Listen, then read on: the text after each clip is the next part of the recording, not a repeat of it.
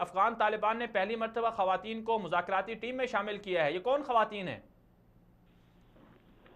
افغان طالبان نے اس کا ایک وضاحتی بیان جاری کیا ہے۔ اصل میں ذرائع ابلاغ میں چلنے والے خبروں کے مطابق افغان حکومت نے 150 افراد کی لسٹ جاری کی ہے جو قطر میں افغان طالبان کے ساتھ بین الافغانی مذاکرات میں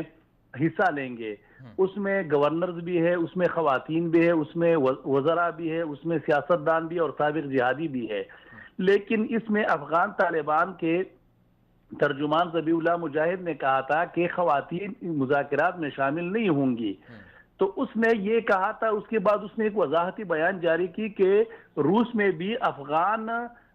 حکومت اور افغان سیاستدانوں کی جانب سے جو خواتین آئی تھی اس پہ ہمیں کوئی اعتراض نہیں ہے، لیکن طالبان کی جانب سے کوئی خاتون اس مذاکرات میں حصہ نہیں لیں گی، نہ وہ بین الافغانی مذاکرات میں حصہ لے گی اور نہ ہی قطر میں امریکہ کے ساتھ ہونے والے مذاکرات میں حصہ لے گی۔ دوسرے ذرائع ابلاغ میں 2 دن سے جو جاری ہے کہ مذاکرات شروع ہو گئے، اس کے حوالے سے بھی انہوں نے وضاحت جاری کی کہ فی الحال مذاکرات شروع نہیں ہوئے ہیں۔ تو لیکن جس طرح سے آپ نے کہا کہ روس کے اندر جو مذاکرات ہوئے اس میں تو خواتین شامل تھیں، تو اس میں اگر خواتین کو شامل کیا جاتا ہے تو پھر اس میں حرج کیا ہے؟ افغان طالبان یہی کہہ رہے ہیں کہ افغان سیاستدان، افغان حکومت اگر خواتین کو بحیثیت افغان خواتین شامل کرے تو ہمیں اعتراض نہیں ہے کہ وہ خواتین کے حقوق کے حوالے سے ہم مستقبل میں کرے، لیکن افغان طالبان کی جانب سے کوئی خاتون مذاکرات میں حصہ نہیں لے گی۔ روس میں بھی افغان کے سابق صدر کرزئی کی قیادت میں جو خواتین آئی تھی، طالبان نے اس پہ اعتراض نہیں اٹھایا۔ طالبان کہہ رہے طالبان کی جانب سے کوئی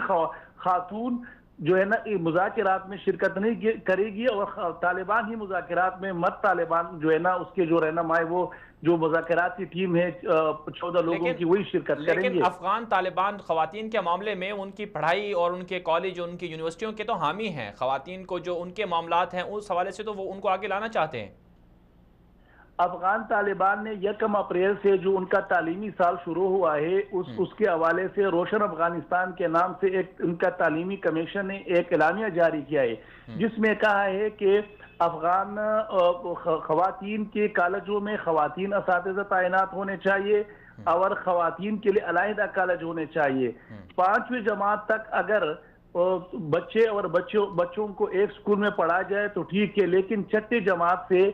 جو بچیاں ہیں ان کے اسکول علیحدہ ہوگا اور اس کے جو ڈریس کوڈ ہے وہ بھی علیحدہ ہوگا اور وہ کالا ڈریس کوڈ ہوگا، جبکہ بچوں کے لیے طالبان نے جو ڈریس کوڈ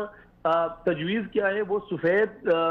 شلوار قمیض اور سفید ٹوپی ہے۔ اس کے ساتھ طالبان نے افغانستان میں بند 800 میں سے 400 سکولوں کو کھولنے کا اعلان کر دیا ہے، اور جو